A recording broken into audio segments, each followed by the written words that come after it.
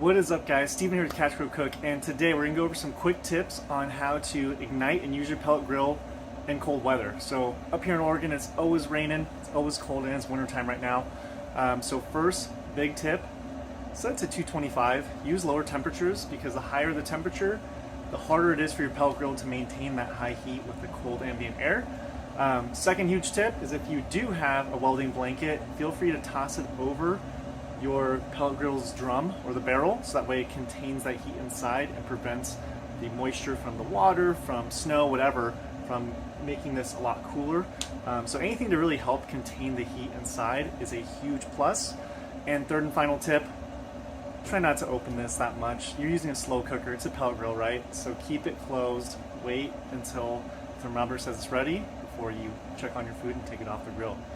If you like these tips and you want more for pellet grills, feel free to subscribe.